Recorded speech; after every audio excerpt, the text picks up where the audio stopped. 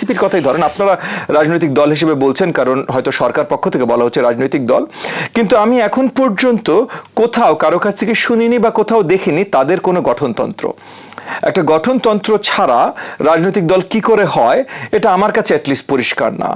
একই সাথে তাদের ইডিওলজিক্যাল কোনো ডকুমেন্টও আমি দেখিনি। যদি থেকে থাকে তাহলে আমি দেখতে চাইবো যে তারা আসলে কি রাজনীতিতে বিশ্বাস করে।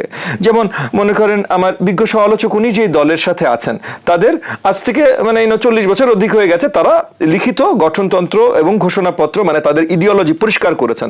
বাংলাদেশি জাতীয়তাবাদে বিশ্বাসী, বাংলাদেশি জাতীয়বাদ মানে কি, তারা কি ধরনের ক্যাপিটালিজমে বিশ্বাসী, কি কি পরিষ্কার দেয়া আছে, আমার দলের পরিষ্কার দেয়া আছে। এবং যতগুলো দল নিবন্ধিত অনিবন্ধিত বাট সত্যিকারের দল হিসেবে ক্লেম করে, এটার এই জিনিসটা দরকার। কারণ এই জিনিসটা যদি লিখিত আকারে না থাকে, মনে করেন আজকে আমরা 3 জন মিলে একটা দল গঠন করলাম, আপনার মাথায় এক বিশ্বাস, আমার মাথায় এক বিশ্বাস, উনার মাথায় এক বিশ্বাস, যতক্ষণ পর্যন্ত এটা লিখিত আকারে ক্লারিফিকেশন না হলো ততক্ষণ পর্যন্ত আমাদের বিশ্বাস এক হতে পারে না। আমি এই পয়েন্টগুলোর ভিত্তিতে আমি বলছি যে আমি অত্যন্ত আশাহত হয়েছি, কারণ আমি এনসিপিকে রাজনৈতিক দল ধরি না, একটা গ্রুপ। এই গ্রুপটা সরকারের দ্বারা আপনার সহযোগিতা প্রাপ্ত, হয়তো কিংস পার্টি বা যেটাই বলেন, বাট রাজনৈতিক দল ধরি না। এখন আসেন এই নেতৃত্বে যারা আছেন তারা কি ধরনের কথাবার্তা বলছেন।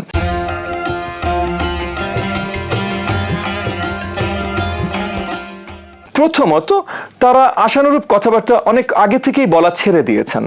মানে আমরা দেখেছি যে আমাদের দেশের সংস্কৃতি যেভাবে আমরা আমাদেরকে কথা বলা শেখায় বা বোঝায়, তার বিপরীতে যে তারা অনেক ধরনের কথাবার্তা বলেছেন। আমরা টক শোতে দেখেছি যে একটা বেসিক সামাজিকতা থাকে, অনেক মুরব্বীদের সাথে অনেক কটূক্তি করে কথা বলা, অনেক কিছু দেখেছি। এখন সত্য কথা আপনি সত্যভাবে বলবেন, শক্তভাবেই বলবেন, কিন্তু এই শক্তভাবে বলাটাও কিন্তু কটূক্তি ছাড়া বলা যায়। আর কতখানি সত্য কথা বলছে এখানেও অনেক বড় প্রশ্ন আছে। যেমন মনে করেন তারা যেই জুলাই ঘোষণাপত্র নিয়ে কথা বলেছে, বা এই যে কনসেনসাস কমিশনের যে আমাদের কনসেনসাস রিপোর্ট আসবে এটা নিয়ে তারা কথা বলছে। কনসেনসাস কমিশনে গত কয়েক মাস ধরে মিটিং চলছে, প্রত্যেকটা রাজনৈতিক দল, বাংলাদেশ জাতীয়তাবাদী দল থেকে গুরুত্বপূর্ণ মেম্বারসরা প্রত্যেকটা মিটিংয়ে ছিলেন, আমার দল থেকে গুরুত্বপূর্ণ মেম্বার প্রত্যেকটা মিটিংয়ে ছিলেন, তাদের দল থেকে মাল্টিপল মেম্বার্স প্রত্যেকটা মিটিংয়ে ছিলেন। তারপর এসে এই মিটিংগুলোতে কি আলোচনা হলো, কি সবাই এগ্রি করলো, সেটা নিয়ে বাইরে এসে বিরোধিতা করার কোনো মানে তো আমি দেখি না। জুলাই ঘোষণাপত্র প্রথমে ডিসেম্বর মাসে তারা বলেছিলেন তারা দিবেন।